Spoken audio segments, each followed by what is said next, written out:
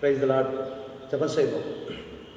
எங்கள் அதிகமாய் நேசிக்கிற பரலோக தகப்பனே, நேற்றும் இன்றும் என்றும் மாறாத ஆண்டவரே, அருமையான இந்த ஜெபநாளிலே உங்கள் பிள்ளைகளாய் கூடி உடைய சமூகத்தை நோக்கி பார்க்க முடியாத கிருபை கொடுத்ததுக்காக சோத்திரம், நன்றியோடு துதிக்கிறோம். ஆண்டவரே, இந்த ஜெபநாளிலே ஆண்டவரே நாங்கள் உங்களுடைய வீட்டில் காணப்படவில்லை என்றாலும் ஆண்டவரே விசுவாச பிள்ளைகள் வந்து ஆண்டவருடைய வீட்டில் ஜெபிக்கிறதுக்கு ஒரு நேரத்தையும் காலத்தை நீர் ஆயத்தப்படுத்திருக்கின்றேன். ஆண்டவரே, இந்த கொரோனா தொற்று நிமித்தமாக அவர்கள் வீடுகளில் இருந்து ஜெபிக்க முடியாத பாக்கியத்தை கொடுத்ததுக்காக சோத்திரம். கர்த்தருடைய வார்த்தை ஆண்டவரே நாங்கள் தியானிக்கிற பொழுது நீர் எங்களோடு கூட இருந்து ஒரு வார்த்தையின்படி நாங்கள் ஜெபிக்கத்தக்கதாக நீர் உதவி செய்யும். ஆண்டவரே, நாங்கள் குறைவுள்ளவர்கள் தகப்பனே, நீர் நிறைவானவர். ஆண்டவரே, நிறைவானவர் எங்கள் நடுவில் இருக்கிறீர் என்பதை நாங்கள் விசுவாசிக்கின்றோம். ஆண்டவரே, எங்கள் குறைகள், குற்றங்கள், மீறுகள், பாவங்கள், அக்கிரமங்கள் எல்லாவற்றையும் மன்னித்த தேவன், இந்த நாளில் நாங்கள் ஜெபிக்க வேண்டிய காரியங்கள் என்னதென்பதை நீர் அறிந்திருக்கின்றீர். ஆண்டவரே, நீர் தாமே எங்களுக்கு எங்களுடைய விண்ணப்பங்களுக்கும் வேண்டுதல்களுக்கும் ஆண்டவரே உங்களுடைய கண்கள் திறந்தவைகளும் உங்களுடைய காது ஆண்டவரை கேட்கிறதுமாக இருக்கிறதுக்காக நன்றியோடு துதிக்கிறோம். ஆண்டவரே, நீர் எங்களுக்கு பதில் கொடுக்கிற தேவனாக இருக்கின்றீர்.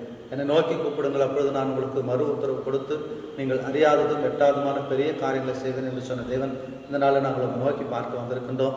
ஆண்டவரே, நாங்கள் வெட்கப்பட்டு போகாதபடி எங்கள் முகம் பிரகாசமடையத்தக்கதாக உதவி செய்யும். ஆண்டவரை கேட்கின்ற விண்ணப்பங்களுக்கும் வேண்டுதல்களுக்கும் நீர் அப்படியே பதில் கொடுக்க போகிறதுக்காக நன்றியோடு துதிக்கிறோம். ஆண்டவருடைய வார்த்தையின்படி நாங்கள் கேட்க எங்களுக்கு அனுகிரகம் செய்யும்.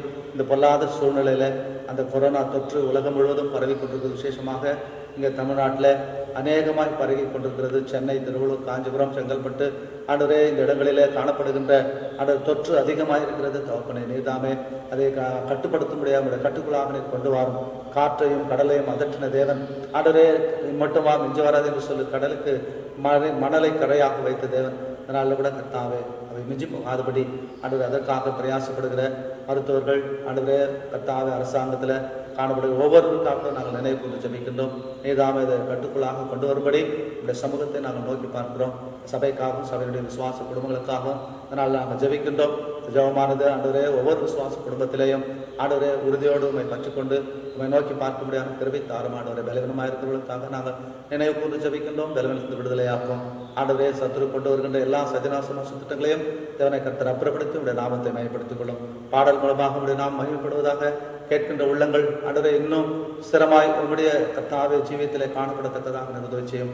சத்துரு கொண்டு வருகின்ற எல்லா சதிநாசமான திட்டங்களிலிருந்தும் விலக்கி மீட்டு பாதுகாத்துக் கொள்ளும். ஆண்டவரே, உங்களுடைய கருத்தில் எங்களை தாழ்த்தி ஒப்பு கொடுத்து துதிகன மகிமலாமற்றையும் ஆண்டவரும் இரட்சகருமாகிய இயேசு கிறிஸ்துவின் நாமத்தில் ஜெபிக்கிற நல்ல பிதாவே, ஆமென். பாடல் நம்பர் 647வது பாடல். 647வது பாடல், நாங்கள் பயப்படோம் என்ற பாடலை நாம் பாடுவோம்.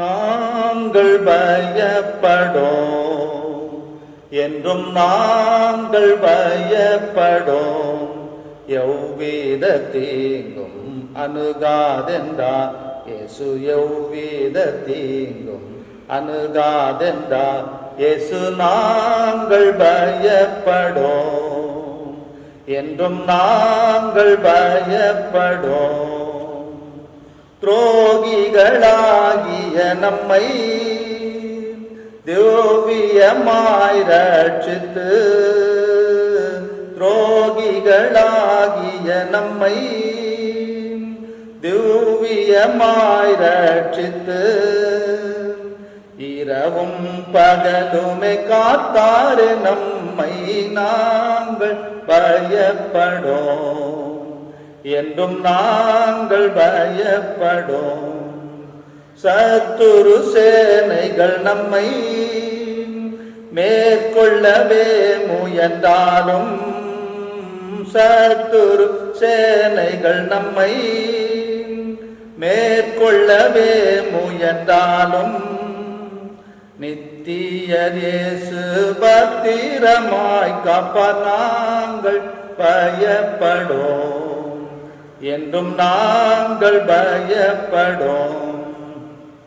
அக்கினி சோதனை நாளில் வீக்கினமின்றிய காக்க, அக்கினி சோதனை நாளில் வீக்கினம் இன்றிய காக்க, வாக்களித்தவர் கைவிடார் என்றுமே நாங்கள் பயப்படோம் என்றும் நாங்கள் பயப்படோம்.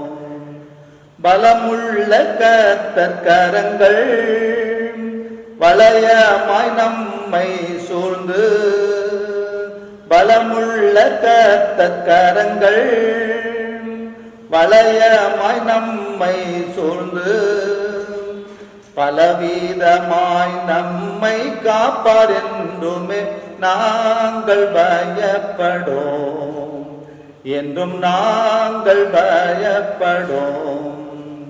உறங்கிடாரே நம் கர்த்தர், என்றுமே தூங்காரவர். உறங்கிடாரே நம் கர்த்தர், கண்மணி போல் அவர் நம்மை காத்திடுவார். நாங்கள் பயப்படோம், என்றும் நாங்கள் பயப்படோம். இக்காலத்தின் பாடுகள் மகிமைக்குள் சேர்த்திடும் நம்மை, இக்காலத்தின் பாடுகள் மகிமைக்குள் சேர்த்திடும் நம்மை. தொழுதிடுவோம் நம் கர்த்தரை, என்றும் நாங்கள் பயப்படோம், என்றும் நாங்கள் பயப்படோம்.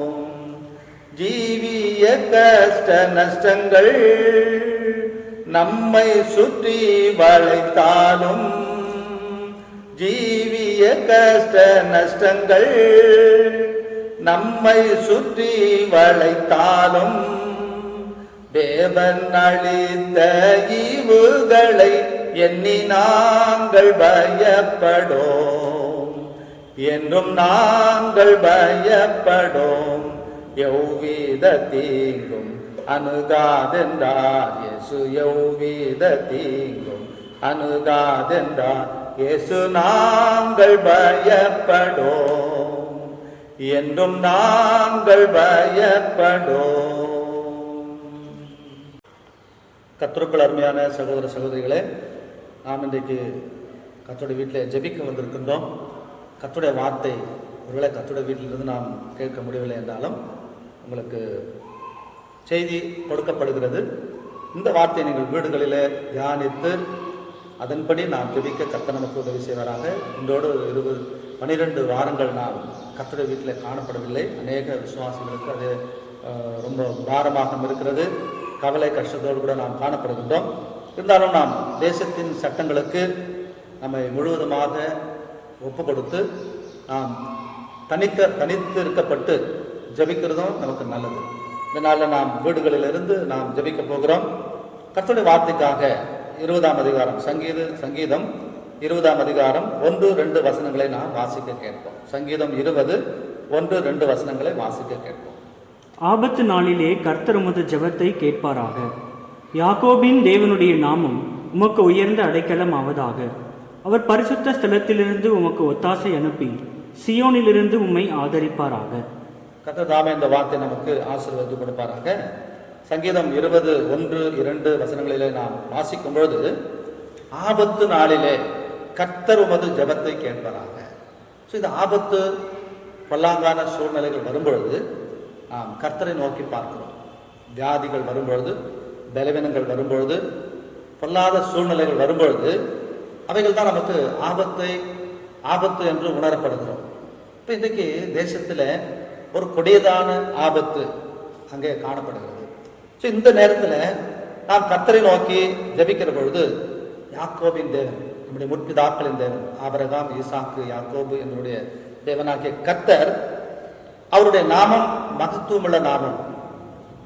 ஸோ அந்த நாமத்தில் நாம் கேட்கிற பொழுது நிச்சயமாகவே அவர் உயர்ந்த அடைக்கலமாக இருக்கிறார். ஸோ இந்த அடைக்கலம் என்று நாம் பார்க்கிற பொழுது அவர் எவ்வளவு நமக்கு பாதுகாப்பையும் நம்மோடு கூட இருந்து நமக்கு வருகின்ற எல்லா உபத்திரங்களிலிருந்தும் நம்மை விடுவித்து பாதுகாத்துக் கொள்ளுகிற தேவன் என்பதை நாம் வேதத்தின் வாயிலாக அநேக இடங்களிலே நாம் காணப்பட முடியும். 2வது வசனத்தில் நாம் வாசிக்கின்றோம், அவர் பரிசுத்த ஸ்தலத்திலிருந்து, தேவனுடைய பரிசுத்த ஸ்தலத்திலிருந்து ஒத்தாசை அனுப்பி, உமக்கு ஒத்தாசை அனுப்பி சியோனிலிருந்து உம்மை ஆதரிப்பாராக. அப்போ கர்த்தர் அவருடைய வீட்டிலிருந்து, கர்த்தருடைய வீடு சியோனிலிருந்து ஒத்தாசை அனுப்புகின்றார். நமக்கு கேடகமாக, துருகமாக, அடைக்கலமாக, ஆதரவாக இருப்பதற்கு அவருடைய வார்த்தையை அனுப்புகிறார். அந்த வார்த்தையின் மூலமாக நமக்கு பாதுகாப்பு கிடைக்கப்பெறுகிறது. பிரியமானவர்களே, இன்னைக்கு அந்த வார்த்தையை தான் சங்கீதக்காரன் 121 சங்கீதத்தில் நாம் வாசிக்கின்றோம். 7வது வசனத்தில் வாசிக்கும் பொழுது சங்கீதம் 121:7 நாம் வாசிக்கின்றோம். கர்த்தர் உன்னை எல்லா தீங்குக்கும் விலக்கி காப்பார், அவர் உன் ஆத்துமாவை காப்பார். கர்த்தர் உன்னை எல்லா தீங்குக்கும் விலக்கி காப்பார், அவர் உன் ஆத்துமாவை காப்பார். பிரியமானவர்கள், இந்த சரீர பிரகாரமான வேதனைகள், பாடுகள், உபத்திரவங்கள் எல்லாம் கர்த்தருடைய வார்த்தை, ஒரே வார்த்தையில சுகம் கிடைக்கிறது. அப்ப இந்த வார்த்தையினால சுகம் பெற்றுக் கொள்ளுகிறது இந்த சரீரம். அதனால இந்த ஆத்மா காக்கப்பட வேண்டும். இந்த ஆத்மா அழிவில்லாதது. இந்த ஆத்மா நித்திய ஜீவனுக்கு ஏதுவாக அது கொண்டு போகப்படுகிறது. இந்த ஆத்மாவை குறித்து தான் ஆண்டவருக்கு பாரம். உன்னிலே இருக்கின்ற இந்த ஆத்மாவை தேவன் காக்கிறதுக்கு கர்த்தர் உன்னை எல்லா தீங்குக்கும் விலக்கி காப்பார், அவர் உன் ஆத்மாவை காப்பார். இந்த ஆத்மாவை குறித்து தேவன் கரிசனையோடு கூட அவர் காணப்படுகிற தேவனாக இருக்கின்றார். இன்னைக்கு நாம் ஆபத்து நேரங்களிலே, போராட்டமான நேரங்களிலே, சத்துரு கொண்டு வருகின்ற சகலவிதமான காரியங்களிலிருந்தும் நம்மை பாதுகாத்து கொள்ள வேண்டும் என்று சொன்னால் அந்த யாக்கோபின் தேவனுடைய உயர்ந்த அடைக்கலத்துக்குள்ளாக நீங்களும் நானும் காணப்பட வேண்டியது அவசியமாக இருக்கிறது. அப்ப அந்த அடைக்கலத்தை தேடி நாம் அவரை நாம் நோக்கி கூப்பிட வந்திருக்கின்றோம். அதனால தான் நாம் எரேமியா புத்தகத்தில் வாசிக்கின்றோம். 33ஆம் அதிகாரம் 3வது வசனத்தில் நாம் வாசிக்கும்போது, என்னை நோக்கி கூப்பிடு, நான் உனக்கு மறு உத்தரவு கொடுத்து நீ அறியாததும் எட்டாததுமான பெரிய காரியங்களை செய்வேன். அப்ப இன்னைக்கு நாம் அவரை நோக்கி கூப்பிட வந்திருக்கின்றோம். அப்ப ஆபத்து காலத்தில் கர்த்தர் உமது ஜெபத்தை கேட்பதாக. இன்னைக்கு நாம் இந்த சூழ்நிலை மத்தியில அநேக ஜாதி ஜனங்களுக்காக ஜெபிக்க வேண்டியது அவசியமா இருக்கிறது. பிரியமானவர்களே, இன்றைக்கு நான் ஒரு அட்வொகேட்டை நான் சந்தித்தேன். சந்திக்கிற பொழுது இந்த கொரோனா தொற்று மூலமாக எவ்வளவு பயத்தோடு நடுக்கத்தோடு கூட காணப்படுகிறார்கள் என்று நான் பார்க்கும்பொழுது, எங்களுக்காக நீங்கள் ஜெபிக்கிறீர்களா என்று கேட்டார். சகோதரன், நான் ஜெபித்துக் கொண்டுதான் இருக்கிறேன். ஒவ்வொரு வாரமும் ஒவ்வொரு நாளும் அதிகாலையில் எழுந்து இந்த தேசத்துக்காக, தேசத்தின் ஜனங்களுக்காக ஜெபித்துக் கொண்டிருக்கிறேன் என்று நான் அவரிடத்தில் சொன்னேன். இன்னும் அது பெருகி கொண்டிருக்கிறதே என்று சொன்னார். பிரியமான சகோதரனே, அது பெருகி கொண்டுதான் இருக்கிறது. கர்த்தருடைய சமூகத்தை நாம் நோக்கி பார்க்க வேண்டியது அவசியம் இருக்குது. ஒவ்வொருவரும் அந்த யாக்கோபின் தேவனுடைய அடைக்கலத்துக்குள்ளாக வர வேண்டும் என்று சொன்னால் அவரை நோக்கி பார்க்க வேண்டியது அவசியமாக இருக்கிறது. இன்றைக்கு நாம் உலக பிரகாரமான காரியங்களிலே, அநேக விதமான காரியங்களிலே நாம் போய் கொண்டிருக்கின்றோம். ஆனாலும் நாம் கர்த்தரை நோக்கி பார்க்க வேண்டியது அவசியம் இருக்கிறது. பிரியமானவர்களே, அங்கே தாவீது சவுலுக்கு முன்பாக ஒரு காரியத்தை குறித்து சொல்லுகின்றார். தன்னுடைய தகப்பனாருடைய ஆடுகளையும் மாடுகளையும் ஆடுகளை மேய்த்துக் கொண்டிருக்கிற பொழுது அந்த வார்த்தையை குறித்து சவுலிடத்திலே சொல்லுகின்றார். 1 சாமுவேலின் புஸ்தகம் 17ஆம் அதிகாரம் 1 சாமுவேலின் புஸ்தகம் 17ஆம் அதிகாரத்தில் நாம் வாசிக்கின்றோம். 34வது வசனத்திலிருந்து நாம் வாசிக்கும் பொழுது 1 சாமுவேலின் புஸ்தகம் 17ஆம் அதிகாரம் 34வது வசனத்திலிருந்து 37 வரைக்கும் நாம் வாசிக்க கேட்கலாம்.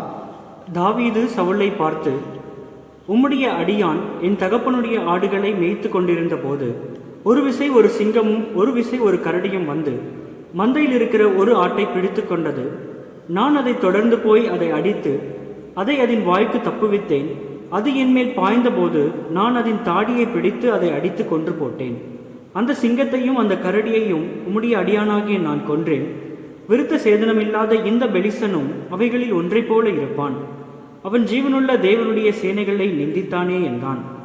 பின்னும் தாவீது, என்னை சிங்கத்தின் கைக்கும் கரடியின் கைக்கும் தப்புவித்த கர்த்தர் இந்த பெலிஸ்தனுடைய கைக்கும் தப்புவிப்பார் என்றான்.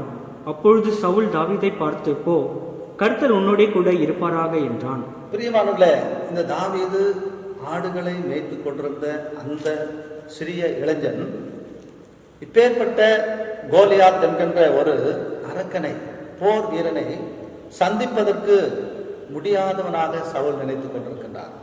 ஆனாலும் தாவீது சொல்லுகின்றார், இந்த சிங்கத்தையும் கரடியையும் நான் கொன்று போட்டேன். விருத்த சேதனம் இல்லாத இந்த பெலிஸ்தன் எம்மாத்திரம் என்று அங்கே சவுலிடத்தில் தாவீது சொல்லுகின்றார். இது எப்படி சாத்தியமாகும் என்று பார்க்கும்பொழுது அங்கே கர்த்தர் அவரோடு கூட இருக்கின்றார். அந்த உன்னதமான தேவன் அவருக்கு அடைக்கலமாக இருந்திருக்கின்றார். அங்கே நாம் 20ஆம் சங்கீதத்தில் வாசித்தோமே, ஆபத்து காலத்தில் கர்த்தர் உன் ஜெபத்தை கேட்பாராக. ஆபத்து காலத்துல அவர் நம்முடைய ஜெபத்தை கேட்கின்ற தேவன். 121ஆம் சங்கீதத்தில் நாம் வாசித்தோம், 7வது வசனத்தில் வாசிக்கும் பொழுது அங்கே யாக்கோபின் தேவன் உனக்கு அடைக்கலமாக இருக்கிறார் என்று நாம் வாசிக்கிறோம். 121ஆம் சங்கீதம் 7வது வசனத்தில் நாம் வாசிக்கலாம். கர்த்தர் உன்னை எல்லா தீங்குக்கும் விலக்கி காப்பார். கர்த்தர் உன்னை எல்லா தீங்குக்கும் விலக்கி காப்பார். அவர் ஆத்மாவை காப்பார். கர்த்தர் உன்னை எல்லா தீங்குக்கும். அப்ப இந்த கோலியாத்தினுடைய அந்த பல உள்ள பராக்கிரமசாலி, அவனை மேற்கொள்ளக்கூடிய பலத்தையும் யுத்தியையும் வேகத்தையும் தேவன் அவனுக்கு கொடுக்கின்றார். இதை சவுல் பார்த்து கொண்டிருக்கிற பொழுது கர்த்தர் உன்னோடு கூட இருக்கிறார் என்பதை அவர் அறிந்து கொண்டிருக்கிறார். ஸோ இன்னைக்கு தேவன் நம்மோடு கூட இருந்து அவருடைய எல்லா தீங்குக்கும் நம்மை விலக்கி காக்கிறார் என்பதை காணும்படியாக நாம் கர்த்தரை நோக்கி பார்க்க வேண்டியதின் அவசியம் இருக்கிறது. பிரியமானவர்களே, ஏசாயாவின் புத்தகத்தை நாம் வாசிக்கின்றோம். 55ஆம் அதிகாரம் 6வது வசனத்தை நாம் வாசிக்கும்போது, ஏசாயா 55:6 நாம் வாசிக்கின்றோம். கர்த்தரை கண்டடையத்தக்க சமயத்தில் அவரை தேடுங்கள், அவர் சமீபமாயிருக்கையில் அவரை நோக்கி கூப்பிடுங்கள். பிரியமானவர்களே, கர்த்தரை கண்டடையத்தக்க சமயத்தில் அவரை தேடுங்கள், அவர் சமீபமாய் இருக்கையில் அவரை நோக்கி கூப்பிடுங்கள். ஸோ இன்னைக்கு கர்த்தர் அவரை கண்டடையத்தக்க சமயத்தில் நாம் அவரை நோக்கி பார்க்க வேண்டியது அவசியமாக இருக்கிறது. நாம் 7வது வசனத்தில் 8வது வசனத்தில் வாசிக்கும்போது 7-8 வாசிக்கலாம். துன்மார்க்கன் தன் வழியையும் அக்கிரமக்காரன் தன் நினைவுகளையும் விட்டு கர்த்தரிடத்தில் திரும்ப கடவன், அவர் அவன் மேல் மனதுருகுவார். நம்முடைய தேவனிடத்திற்கே திரும்ப கடவன், அவர் மன்னிக்கிறதற்கு தயை பெருத்திருக்கிறார். என் நினைவுகள் உங்கள் நினைவுகள் அல்ல, உங்கள் வழிகள் என் வழிகளும் அல்லவென்று கர்த்தர் சொல்கிறார். பிரியமானவர்களே, இன்றைக்கு நாம் கர்த்தரை நாம் தேடுகிற ஒவ்வொருவரும் நம்முடைய வழியையும் நம்முடைய நினைவுகளையும் இன்றைக்கு நாம் சீர்தூக்கி பார்க்க வேண்டியது அவசியம். அங்கே தாவீது அங்கே கர்த்தருடைய சமூகத்தில் நின்று அவரை நோக்கி கூப்பிடுகிற பொழுது, ஆபத்து காலத்தில் கர்த்தரின் ஜெபத்தை கேட்பாராக என்று அவரை நோக்கி கூப்பிடுகின்றார். அது மாத்திரமல்ல, 121ஆம் சங்கீதத்தில் நாம் வாசிக்கும் பொழுது 1வது வசனத்தில் வாசிக்கிறோம், எனக்கு ஒத்தாசை வரும் பர்வதங்களுக்கு நேராக என் கண்களை ஏறெடுக்கிறேன். வானத்தையும் பூமியையும் உண்டாக்கின கர்த்தரிடத்தில் எனக்கு ஒத்தாசை வரும். அப்ப இந்த ஒத்தாசைக்காக நாம் யாரை நோக்கி பார்க்கிறோம்? கர்த்தராகிய தேவனை நாம் நோக்கி பார்க்கிறோம். அப்படி அவரை நாம் நோக்கி பார்க்கிறது, நாம் அவரை நம்முடைய முழு இருதயத்தோடு அவரை நாம் நோக்கி பார்க்கிறோம். கர்த்தரை கண்டடையத்தக்க சமயத்தில் அவரை தேடுங்கள், அவர் சமீபமாக இருக்கையில் அவரை நோக்கி கூப்பிடுங்கள். இப்போ இந்த 121ஆம் சங்கீதத்தில் அவர் அவரை நோக்கி பார்க்கின்றார். ஸோ இன்றைக்கு நாம் கர்த்தரை நோக்கி பார்க்க வந்திருக்கோம். நம்முடைய இருதயத்தின் நினைவுகள், நம்முடைய ஆத்மாவில் நாம் சரீரத்தில் பலவீனம் உள்ளவர்கள், ஆத்மாவில பலமுள்ளவர்களாக நம்மை அவருக்கு முன்பாக நாம் நிறுத்துவதற்கு ஆத்மாவில காணப்படுகின்ற, அதனால தான் இங்கே 7வது வசனத்தில் வாசிக்கின்றோம். ஏசாயாவின் புத்தகம் 55ஆம் அதிகாரம் 7வது வசனத்தில், துன்மார்க்கன் தன் வழியையும் அக்கிரமக்காரன் தன் நினைவுகளையும் விட்டு கர்த்தரிடத்தில் திரும்ப கடவன். இன்னைக்கு நாம் கர்த்தரிடத்தில் திரும்பி நம்முடைய வழிகள் பொல்லாத வழிகள், நாம் போகின்ற பாதை, வழி, யோசனைகள், சிந்தனைகள் எல்லாம் பொல்லாங்காய் காணப்படுகின்ற ஒவ்வொரு காரியத்தையும் நாம் தேவனிடத்துக்கு அவைகள் எல்லாவற்றையும் விட்டு மனம் திரும்பி கர்த்தர் சமூகத்தில் வர வேண்டியது அவசியமாக இருக்கிறது.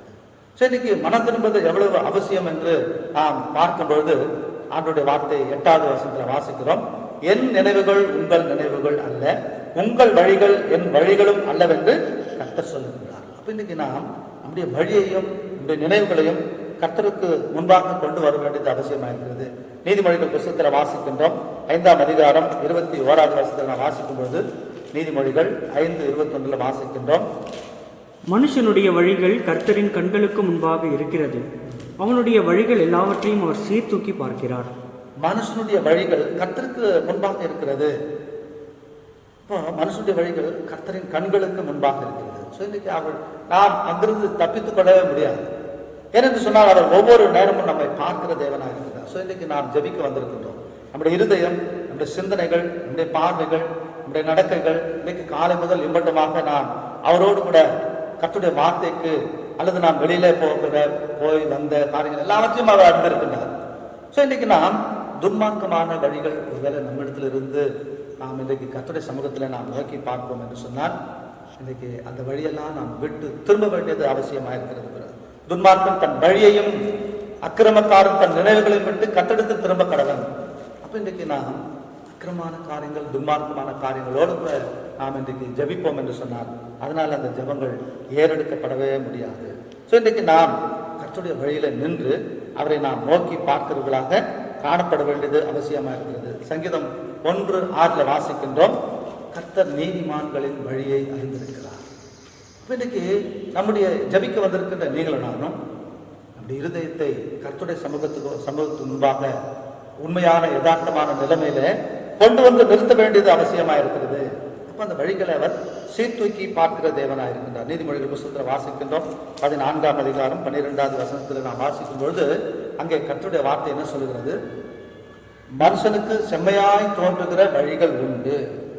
அப்ப இன்னைக்கு நம்முடைய எண்ணத்துக்கு சிந்தனைக்கு ஏற்பட்டால் போல எதெல்லாம் நமக்கு நன்மையாக தோன்றுகிறதோ அதையெல்லாம் நாம் செய்து கொண்டு கர்த்தருடைய சமூகத்துக்கு முன்பாக வர முடியாது. அந்த வழிகள் எல்லாம் அது மரணத்துக்கு கொண்டு போகிற வழி என்பதை நாம் அறிந்து கொள்ள வேண்டும். பிரியமானவர்களே, செம்மையாய் தோன்றுகிற வழி. அப்ப இன்னைக்கு நாம் எவையெல்லாவற்றையும் நல்லது நல்லது என்று நாம் நினைத்து கொண்டு செய்து கொண்டிருக்கிறோமோ அவையெல்லாம் துன்மார்க்கமான காரியங்களாக இருந்தாலும் அக்கிரமமான காரியங்களாக இருந்தாலும் அவைகளிலிருந்து நாம் விட்டு கர்த்தரிடத்தில் திரும்ப வேண்டும். எதெல்லாம் நமக்கு துன்மார்க்கமாய் தோன்றுகிறதோ அக்கிரமமாய் தோன்றுகிறதோ அவைகள் எல்லாவற்றையும் விட்டு நாம் கர்த்தரிடத்தில் திரும்ப வேண்டும். அப்படி திரும்பி வரும்பொழுதுதான் நம்முடைய வழியை அவர் பார்த்து நமக்கு அவர் பலன் கொடுக்கிற தேவனாக இருக்கிறார். அங்கே 121ஆம் சங்கீதம் 5வது வசனத்தில் வாசிக்கின்றோம். 121:5 நாம் வாசிக்கும்போது, கர்த்தர் உன்னை காக்கிறவர், கர்த்தர் உன் வலது பக்கத்திலே உனக்கு நிழலாய் இருக்கிறார். கர்த்தர் உன்னை காக்கிறவர், கர்த்தர் உனது வலது பக்கத்திலே நிழலாய் இருக்கிறார். அப்ப இன்றைக்கு கர்த்தர் நம்மை காக்கிற தேவன். அந்த ஒரு நம்பிக்கையோடு விசுவாசத்தோடு நாம் அவருடைய சமூகத்துக்கு நேராக நம்மை கொண்டு வந்து நிறுத்த வேண்டியது அவசியமா இருக்கிறது. பிரியமானவர்களே, சங்கீதக்காரன் சொல்லும் பொழுது 34ஆம் அதிகாரத்தில் நாம் வாசிக்கின்றோம். 17 to 18 வரைக்கும் நாம் வாசிக்கும் போது சங்கீதம் 34, நீதிமான்கள் கூப்பிடும் போது கர்த்தர் கேட்டு அவர்களை அவர்களுடைய எல்லா உபத்திரவங்களுக்கும் நீங்களாக்கி விடுகிறார். நொறுங்குண்ட இருதயம் உள்ளவர்களுக்கு கர்த்தர் சமீபமாய் இருந்து நறுங்குண்ட ஆவியுள்ளவர்களை ரட்சிக்கிறார். இன்றைக்கு நாம் கர்த்தருடைய சமூகத்துக்கு நேராக நீதிமான்கள் கூப்பிடும்பொழுது கர்த்தர் அதை கேட்கிற தேவனாயிருக்கிறார். ஸோ நீதிமான் கூப்பிடுகிற பொழுது இன்றைக்கு நீங்களும் நானும் இந்த அக்கிரமான காரியங்கள் பொல்லாத சிந்தனைகள் எல்லாவற்றையும் விட்டு கர்த்தரிடத்தில் திரும்பி அப்படி நாம் கூப்பிடுகிற பொழுது அவர் எல்லா உபத்திரவங்களுக்கும் நீங்களாக்கி விடுவிக்கிற தேவனாயிருக்கின்றார். அது மாத்திரமல்ல, நொறுங்குண்ட இருதயம் உள்ளவர்களுக்கு கர்த்தர் சமீபமாய் இருந்து நறுங்குண்ட ஆவியுள்ளவர்களை ரட்சிக்கின்றார். அப்ப இன்றைக்கு நறுங்குண்ட இருதயத்தோடு நாம் கர்த்தருடைய சமூகத்தில் நோக்கி பார்க்க வேண்டியதின் அவசியம் இருக்கிறது. கர்த்தராகிய இயேசு கிறிஸ்து அன்றைக்கு மத்திய சுவிசேஷம் நாம் வாசிக்கின்றோம். மத்திய சுவிசேஷம் 8ஆம் அதிகாரம், மத்திய சுவிசேஷம் 8ஆம் அதிகாரம் 6 to 10 வரைக்கும் நாம் வாசிக்கும்போது, ஆண்டவரே, என் வேலைக்காரன் வீட்டிலே திமிர்வாதமாய் கிடந்து கொடிய வேதனைப்படுகிறான் என்று அவரை வேண்டிக் கொண்டான்.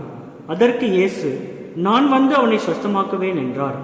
100க்கு அதிபதி பிரதித்திரமாக, ஆண்டவரே, நீர் என் வீட்டுக்குள் பிரவேசிக்க நான் பாத்திரன் அல்ல. ஒரு வார்த்தை மாத்திரம் சொல்லும், அப்பொழுது என் வேலைக்காரன் சொஸ்தமாவான். நான் அதிகாரத்துக்கு கீழ்ப்பட்டவனாய் இருந்தும் எனக்கு கீழ்ப்பட்டிருக்கிற சேவகரும் உண்டு. நான் ஒருவனை போவென்றால் போகிறான், மற்றொருவனை வாவென்றால் வருகிறான். என் வேலைக்காரனை இதை செய்யென்றால் செய்கிறான் என்றான். இயேசு இதை கேட்டு ஆச்சரியப்பட்டு தமக்கு பின் செல்லுகிறவர்களை நோக்கி, இஸ்ரவேலருக்குள்ளும் நான் இப்படிப்பட்ட விசுவாசத்தை காணவில்லை என்று மெய்யாகவே உங்களுக்கு சொல்லுகிறேன். பிரியமானவர்களே, இங்கே நாம் வாசிக்கின்ற இதனுடைய காரியம் என்னவென்று பார்க்கும்போது, அவன் 100க்கு அதிபதியாக அவன் காணப்படுகிறான்.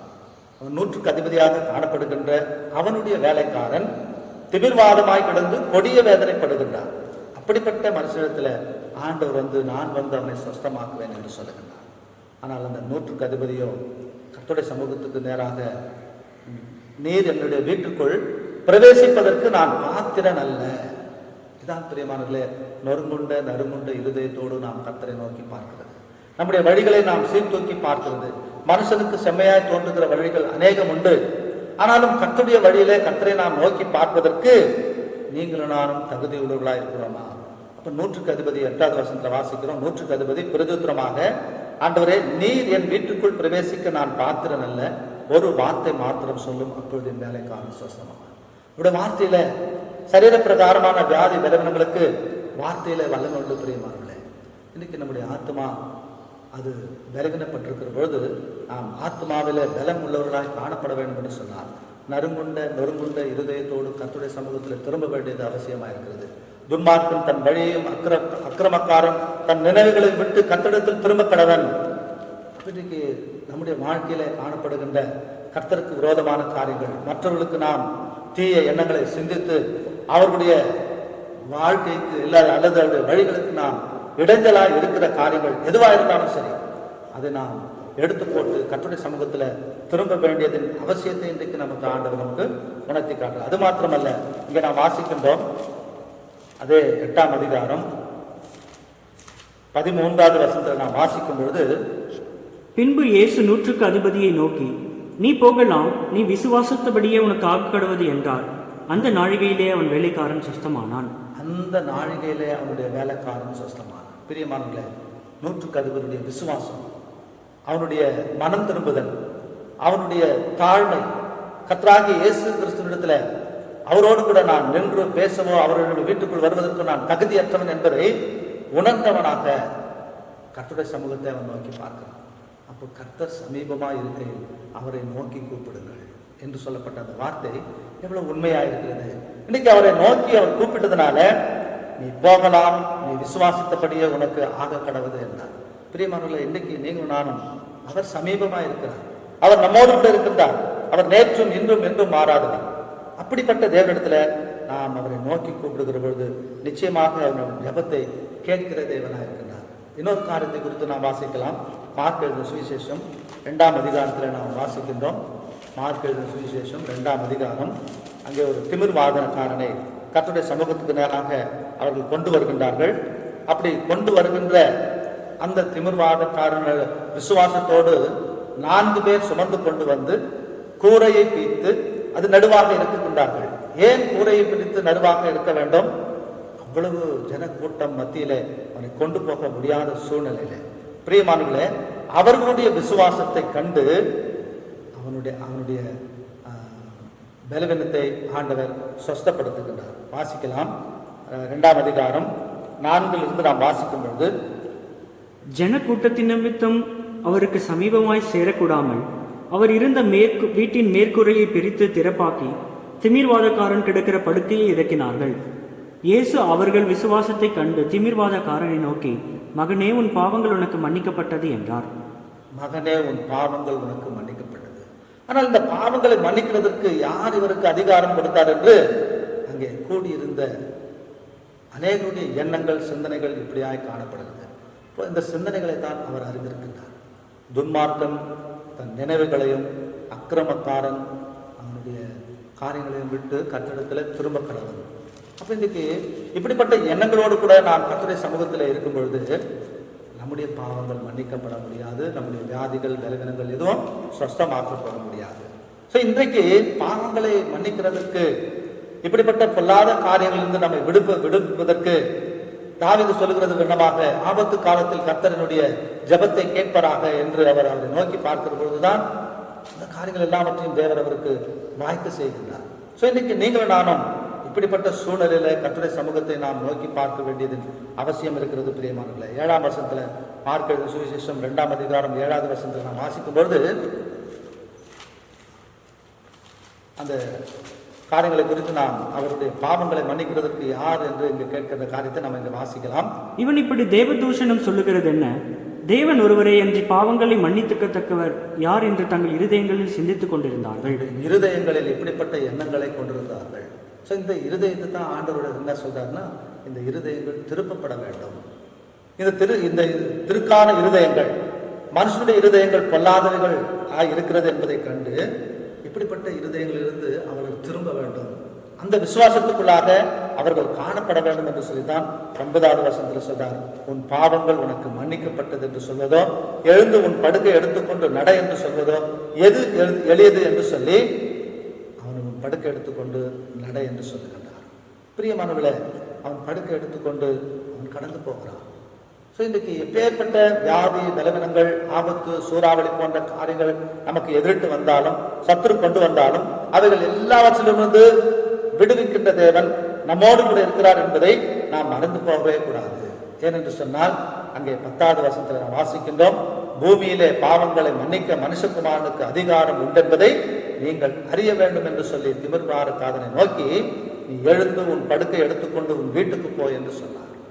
பிரியமானவர்களே, பூமியிலே பாவங்களை மன்னிக்கிறதற்கும் இப்படிப்பட்ட பொல்லாத நோய், எப்பேற்பட்ட சூழ்நிலைகள் இருந்தாலும் அவைகளில் இருந்து விடுதலையாக்குவதற்கு கர்த்தராகிய இயேசு கிறிஸ்துவினாலே முடியும் என்பதை நீங்களும் நானும் விசுவாசிக்க வேண்டும். அவரை நாம் நோக்கி பார்க்க வேண்டும். அவரை நோக்கி நாம் கூப்பிட வேண்டும். அவர் சமீபமாக இருக்கும் பொழுது அவரை நோக்கி கூப்பிடு என்று சொல்லப்படுகிறது. ஸோ இன்னைக்கு நாம் நோக்கி கூப்பிடுகிற பொழுது நிச்சயமாகவே அங்கே திமிர்வாதக்காரனை 4 பேர் சுமந்து கொண்டு வந்து வீட்டை திறப்பாக்கி அவருடைய சமூகத்திலே கொண்டு வந்து நிறுத்துகிறார்கள். ஏனென்று சொன்னால், அவருடைய விசுவாசத்தை பார்க்கின்றார். எப்படியாவது சுகம் கிடைக்க முடியும் என்ற நம்பிக்கையோடு இன்றைக்கு நீங்களும் நானும் இந்த கொரோனா தொற்று, இந்த தேவாதி தேவன் மூலமாக நிச்சயமாக விடுதலை உண்டு என்பதை நாம் முழங்கால் படியிட்டு அல்லது உபவாசத்தோடு, கண்ணீரோடு, பாரத்தோடு நம்முடைய வீடுகளிலே, நம்முடைய வீட்டின் அறைகளை தாழ்பாலிட்டு நாம் தனித்து ஜபிக்கும் பொழுது நிச்சயமாகவே கேட்டு அதை மட்டுப்படுத்த அவரால் முடியும், நீக்கி போட அவரால் முடியும். ஏனென்று சொன்னால், அன்றைக்கு இஸ்ரவேல் ஜனங்களுடைய வாதைகள் எல்லாவற்றிலும் இருந்து அந்த ஜனங்களை அவர் பாதுகாத்தார். அவர்களுக்கு அக்னி ஸ்தம்பமாக, மேக ஸ்தம்பமாக அவர்களோடு கூட வழி நடத்தினார். அவர்களுக்கு தாகம் எடுத்த பொழுது தண்ணீரை கொடுத்தார். அவர்கள் கேட்டவர்கள் எல்லாவற்றையும் அவர்களுக்கு கொடுத்தார். ஸோ இன்றைக்கு நம்முடைய தேவன் நம்மோடு கூட இருக்கிறார். நாம் கேட்ட எல்லாவற்றையும் அவர் கொடுக்க ஆயத்தம் உள்ளவராக இருக்கின்றார். ஸோ எப்படிப்பட்ட பலவீனமாக இருந்தாலும், வியாதியாக இருந்தாலும், கண்ணீராக இருந்தாலும், கவலைகளாக இருந்தாலும், தேவைகளாக இருந்தாலும், எதிர்பார்ப்புகள் இருந்தாலும் எல்லாவற்றையும் செய்ய அவரால் கூடும். அதை நாம் விசுவாசிக்க வேண்டும். பிரியமானவர்களை, இன்றைக்கு நாம் ஜெபிக்க வந்திருக்கின்றோம். நம்முடைய ஜெபமானது அங்கே நாம் வாசித்த வண்ணமாக ஏசாயா 55:8 நாம் வாசித்தோம். என் நினைவுகள் உங்கள் நினைவுகள் அல்ல, உங்கள் வழிகள் என் வழிகளும் அல்லவென்று கர்த்தர் சொல்லுகிறார். இன்றைக்கு நம்முடைய நினைவுகள் யாரை நோக்கி பார்க்க நாம் வந்திருக்கின்றோம்? நம்முடைய நினைவுகள் எப்படிப்பட்டதாக காணப்படுகிறது? நம்முடைய எண்ணங்கள், அந்த 100க்கு அதிபதி, ஒருவேளை நான் அதிகாரத்துக்கு கீழ்ப்பட்டவனாக இருக்கின்றேன், ஒருவனை போ என்றால் போகிறான், ஒருவனை வா என்றால் வருகிறான், என் வேலைக்காரனை இதை செய் என்றால் செய்கின்றான். அப்படிப்பட்ட அதிகாரத்தோடு கூட இருக்கிற நான் எதற்காக நான் இவரிடத்துல வர வேண்டும் என்று சொல்லி ஒருவேளை அவன் நினைத்திருப்பான் என்று சொன்னான். பிரியமானவர்களே, அந்த 100க்கு அதிபதியுடைய வேலைக்காரன் அங்கே சொஸ்தப்பட முடிந்திருக்காது. ஆனால் தன்னுடைய இருதயத்தின் சிந்தனைகளையும் வழிகளையும் நினைவு கூர்ந்து கர்த்தர் பக்கமாக திரும்பினான்.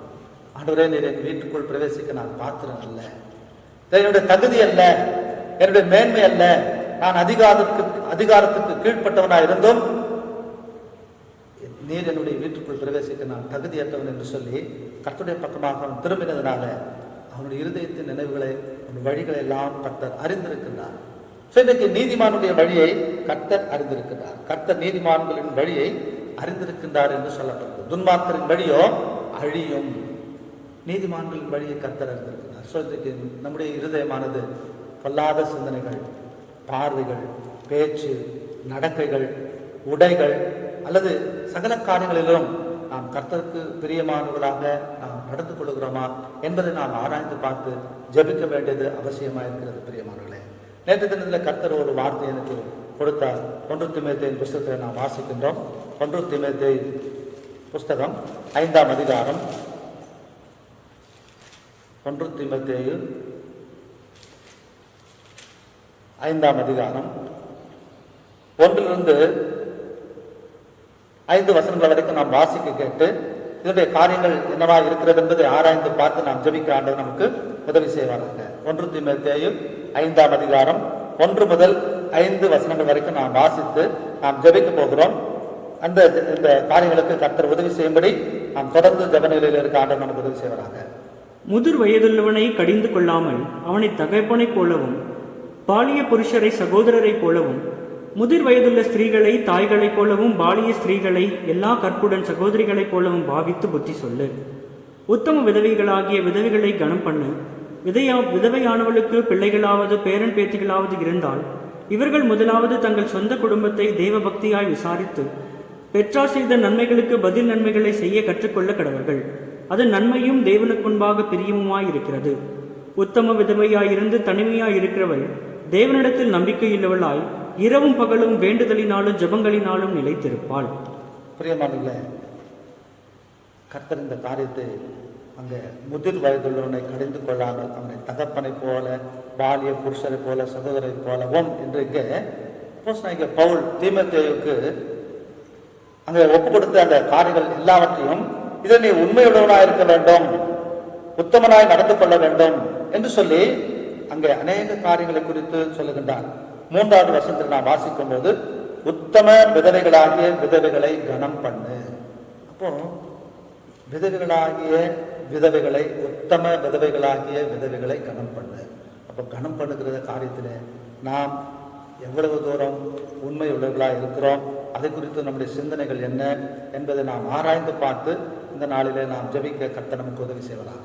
சபையிலும் சரி, வெளியிலும் சரி, போகிற வருகிற எல்லா இடங்களிலேயும் இப்படிப்பட்ட காரியங்களிலே நாம் கர்த்தரோடு கூட இடைப்பட்டு அங்கே தீமோத்தேயுவுக்கு சொல்லப்பட்ட அந்த வார்த்தையின்படி அங்கே நாம் முதிர் வயதுகளை கடிந்து கொள்ளாமல் அவனை தகப்பனை போல, பாலிய புருஷர்களை சகோதரர்கள் போல பாவிக்க வேண்டும் என்று சொல்லி இங்கே சொல்லப்பட்டிருக்கின்ற வார்த்தையின்படி நாம் ஒவ்வொருவரையும் நேசித்து அவர்களுக்காக ஜெபித்து, ஏனென்று சொன்னால் அவர்கள் சபையில இரவும் பகலும் அவர்கள் நிலைத்திருந்து ஜெபிக்கிறவர்களாக காணப்படுகிறார்கள் என்பதை குறித்து இங்கே சொல்லப்படுகிறது. அதன்படி நாம் ஜெபிக்க ஆண்டவர் நமக்கு உதவி செய்வதாக நாம் ஜெபம் செய்யலாம்.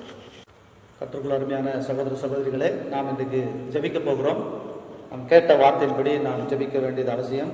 அது மாத்திரமல்ல, இப்பொழுது நான் குறிப்பு சொல்லுகின்றேன். இந்த குறிப்புகளுக்காக நீங்கள் பாரத்தோடு வீடுகளிலே எழுதி கொண்டு, எந்தெந்த குறிப்புக்காக என்று நான் சொல்லும்பொழுது நீங்கள் எழுதி கொண்டு அதற்காக ஜெபிக்கும்படி உங்களை அன்பாக கேட்டுக்கொள்கின்றேன். முதலாவது, நம்முடைய எல்லா தேசத்துக்காகவும், முக்கியமாக இந்த தொற்று பரவி இருக்கின்ற இந்தியா, அமெரிக்கா, இந்தோனேஷியா இப்படிப்பட்ட தேசங்களில் மிகவும் பெருகி இருக்கிற தேசங்களுக்காக நாம் முக்கியமாக ஜெபிக்கணும். அது பாரத்தோடு நாம் ஜெபிக்க வேண்டியவர்களாக காணப்பட வேண்டும். விசேஷமாக தமிழ்நாட்டில் நம்ம சென்னை, திருவள்ளூர், காஞ்சிபுரம் இந்த மாவட்டங்களில், செங்கல்பட்டு 4 மாவட்டங்களில் அதிகமான தொற்று இருக்கிறதாக நாம் செய்தியில் நாம் கேட்கின்றோம். திருவள்ளூரில் கூட நிறைய இருக்கிறது என்று நாம் கேள்விப்படுகின்றோம். ராயபுரத்தில் அதிகமாக இருக்கிறது. ஸோ இந்த இடத்துல எல்லாவற்றிற்காக நாம் பாரத்தோடு ஜெபிக்க வேண்டியது அவசியமாக இருக்கிறது. அது மாத்திரமல்ல, எகோஷமா சபையில் கூட அருமை பியூலா ஜெகராஜ் அங்கே கூட தொற்று இருக்கிறதாக நாம் கேள்விப்படுகின்றோம். சபைக்காக, சபையில் இருக்கிற ஊழியக்காரர்களுக்காகவும் நாம் ஜெபிக்க வேண்டியது அவசியமாக இருக்கிறது. நம்முடைய மூத்த ஊழியக்காரர்கள் ஏடிவிலி அங்களுக்காகவும், மேக்ஸல் அங்களுக்காகவும், தியாகராஜன் அங்களுக்காகவும், முதிர் வயதில் இருக்கின்ற ஒவ்வொருவருக்காகவும் நாம் ஜெபிக்க வேண்டியது அவசியம். டீக்கன்களுக்காக ஜெபியுங்கள். 2வது, நம்முடைய சபையில் அருமை சகோதரி புஷ்பா, சாந்தா, நகோமி, கிருபை இவருடைய பலவீனங்களுக்காக நீங்கள் தொடர்ந்து ஜெபித்துக் கொள்ளுங்கள். சகோதரி சோமு, சுபா அவருடைய திருமண நாள் இன்று. அவர்கள் கர்த்தருடைய வீட்டில் வந்து ஜெபித்து போயிருக்கிறார்கள். அந்த குடும்பத்துக்காக நீங்கள் ஜெபித்துக் கொள்ளும்படி கேட்டுக்கொள்கின்றேன். டேவிட் மெர்சி கூட பலவீனமாக இருக்காங்க. ஸோ சகோதரிக்காக நீங்கள் ஜெபித்துக் கொள்ளுங்கள். அந்த பலவீனத்திலிருந்து கர்த்தர் விடுதலையாக்குவதற்காக அதற்காக ஜெபித்துக் கொள்ளும்படி நான் கேட்டுக்கொள்கின்றேன். நாளை தினத்தில் எனக்கு பிறந்த நாள் இருக்கிறது. எனக்காகவும் ஜோயல் என்கின்ற குழந்தைக்காகவும் 2 பேருக்கும் 10ஆம் தேதி பிறந்த நாளுக்காக நீங்கள் தொடர்ந்து ஜெபித்துக் கொள்ளுங்கள். சோமு சுபாவுடைய திருமண நாளுக்காக ஜெபித்துக் கொள்ளுங்கள். வீடு கட்டுகின்ற சாம் வின்சென்ட், டில்லி பாபு, சைமன் இவர்கள் வீடு கட்டுகிறார்கள். இவர்களுக்காக கூட நீங்கள் தொடர்ந்து ஜெபித்துக் கொள்ளும்படி கேட்டுக்கொள்கின்றேன்.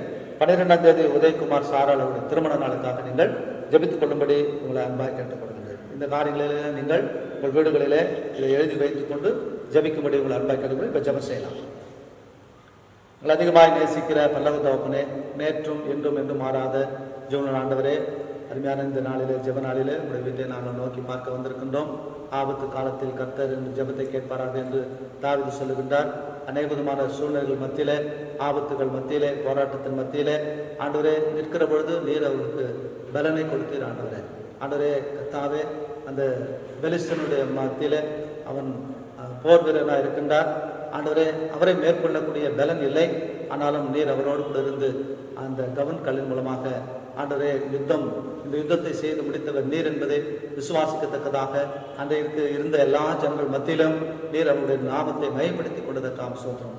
அதுபோல் ஆண்டவரே இந்த நாளில் இந்த பயத்து நிமித்தமாக கலக்கத்தை நிமித்தமாக ஆண்டவரே ராஜாக்களும் அதிகாரம் உள்ளவர்களும் ஆண்டவரே எல்லா விதமான பராக்கிரமுள்ள ஒவ்வொருவரும் இன்றைக்கு பயந்து நடுங்கி கொண்டிருக்கின்ற சூழ்நிலையில தேவனாகிய கர்த்தர் இந்த ஆபத்து நேரத்தில் கர்த்தர் எங்களுடைய ஜெபத்தை கேட்டு ஆண்டவரே அதுக்கு பதில் கொடுப்பேன் என்று நாங்கள் நம்பிக்கையோடு நம்முடைய சமூகத்தில் நிற்கிறோம். ஆண்டவரே அநேக விதமான சூழ்நிலைகள் மத்தியில் ஜனங்கள் பயந்து நடுங்கி கொண்டிருக்காதபடி பயத்தை எல்லாம் நீக்குகிற தேவன், நாங்கள் பயப்படுவோம் என்று ஒரு பாடலை கூட நாங்கள் பாடினோம். அந்த பயங்களோ நடுக்கங்களோ கலக்கங்களோ ஒன்றும் ஆண்டவரே பிள்ளைகளை சேதப்படுத்தாதபடி நீரே அவர்களுக்கு துணையும் கடகமாக இருந்து பாதுகாத்துக் கொள்ளும். நீர் அப்படியே செய்ய போறதுக்காக நன்றி செலுத்துகின்றோம். ஆண்டவரே கலைஞருக்கின்ற தேசத்தின் அதிபதிகள், ஆண்டவரே கர்த்தாவே மந்திரிமார்கள் எல்லாருக்காகவும் கூட நாங்கள் ஜெபிக்கிறோம். விசேஷமாக மருத்துவ துறையில் இருக்கின்ற ஒவ்வொருவருக்காகவும் நாங்கள் நினைவு கூர்ந்து ஜெபிக்கின்றோம். அது மாத்திரமன்ற செவிலியர்களுக்காக நாங்கள் ஜெபிக்கின்றோம். காவல்துறையில் இருக்கின்றவர்களுக்காக நாங்கள் ஜெபிக்கின்றோம். அது நிமித்தமாக எந்தெந்த துறை ஆண்டவரே இதற்காக பிரயாசப்பட்டு தங்களுடைய இன்னொரையும் பார்க்காமல் வேலை செய்து கொண்டிருக்கிறார்களோ அவர்களுக்கெல்லாம் நீர் துணையும் கடகமாக இருந்து ஆண்டவரை பாதுகாத்துக் கொள்ளும்படி நாங்கள் முன்னோக்கி பார்க்கிறோம். விசேஷமாக இந்த கொரோனா தொற்றில் பாதிக்கப்பட்டிருக்கின்ற அருமை சகோதரன் ஜெகராஜ் அவர்களுக்காக நாங்கள் ஜெபிக்கின்றோம். இன்னும் யாரெல்லாம் இந்த தொற்று நிமித்தமாக பாதிக்கப்பட்டிருக்கிறார்களோ அவர்களுக்கு ஆண்டவரே நீர் நாம விடுதலை கொடுத்து சுவாதீனமாக இந்த சமூகத்தை நோக்கி பார்க்க முடியாத கிருபை தாரும். ஆண்டவரே முதிர் வயதில் இருக்கின்ற எல்லோர்கள் இடைக்கணுகளுக்காக நாங்கள் ஜெபிக்கின்றோம். ஆண்டவரே 12ஆம் தேதி ஆண்டவரே அருமை சகோதரன் உதயகுமார் சாராள் அவருடைய திருமண நாளுக்காக நாங்கள் ஜெபிக்கின்றோம். இந்த நாளிலும் அருமை சகோதரன் சோமு சுபா ஆண்டவர் திருமண நாள் என்று சொல்லி வந்து ஜெபித்து போயிருக்கிறார்கள். கர்த்தாவே நீதாம் அந்த குடும்பத்துக்கு வேண்டிய ஒத்தாசை பரத்திலிருந்து சுயோனிலிருந்து ஆசீர்வதிக்கிற தேவனாக இருக்கின்றேன். அவர்களுக்கு ஒரு புத்திர சுவீகாரத்தை கட்டத்து குடும்பமாக உடைய வீட்டில் வந்து பணிந்து கொள்ளும்படியான பாக்கியத்தை தாரும். ஆண்டவரே அருமை சகோதரி கிருபைக்காக ஜெபிக்கின்றேன். சாந்தா சகோதரிக்காக ஜெபிக்கிறேன். ஆண்டவரை நகமைக்காக ஜெபிக்கிறேன். எல்லா பலவீனத்திலிருந்து விடுதலையாக்கி ஆண்டவரை நீரை அவர்களுக்கு துணையும் கடகமாக இருந்து ஆண்டவரே நீர் அவங்களை பாதுகாத்துக் கொள்ளும்படி நாங்கள் நோக்கி பார்க்கிறோம். கர்த்தாவின் வல்லமையான கருத்தில் தாழ்த்தி ஒப்புக் கொடுக்கின்றோம். இந்த தேசம் முழுவதும் எல்லா விதமான சூழ்நிலைகளும் பயம் இருந்தாலும் ஆண்டவரே நீர் அந்த பயத்தெல்லாம் எடுத்து போட்டு சமாதானத்தை பூமியில சமாதானத்தை கொடுக்க வந்த தேவன், எல்லா ஜனங்களுக்கும் மிகுந்த சந்தோஷத்தை உண்டாக்க வந்த தேவன். இந்த நாளில் அந்த சந்தோஷத்தையும் சமாதானத்தையும் இழந்து போயிருக்கின்ற ஒவ்வொரு குடும்பத்திலேயும் ஆண்டவரே ஒவ்வொரு தலைவர்களுக்கும் ஆண்டவரே கர்த்தாவே ஒவ்வொரு டிபார்ட்மெண்ட்ல இருக்கின்ற ஆண்டவரே எல்லாருக்காக நாங்கள் ஜெபிக்கின்றோம். அவர்களெல்லாம் அந்த சந்தோஷத்தை பெற்றுக்கொள்ள வேண்டும் என்று சொன்னால் ஆண்டவரே இந்த மட்டுப்படுத்தும் கர்த்தாவே இந்த கொரோனா தொற்றை முற்றிலுமாக நீர் எடுத்து போட மலை கூடும் என்று நாங்கள் விசுவாசிக்கின்றோம். திருக்கரத்தில் எங்களை தாழ்த்தி ஒப்பு கொடுத்து இம்மட்டும் நீர் பாராட்டின எல்லா நன்மைகளுக்கும் நன்றி செலுத்தி துதி கன மகிமெல்லாவற்றையும் ஆண்டவரும் ரட்சகருமாகிய இயேசு கிறிஸ்துவின் நாமத்தில் ஜெபிக்கிற நல்ல பிதாவே, ஆமென். என் ஆத்துமாவே கர்த்தரை ஸ்தோத்திரி, என் முழு உள்ளமையுடைய பரிசுத்த நாமத்தை ஸ்தோத்திரி. என் ஆத்துமாவே கர்த்தரை ஸ்தோத்திரி, கர்த்தர் செய்த சகல உபகாரங்களை மறவாதே. ஆமென். Praise the Lord.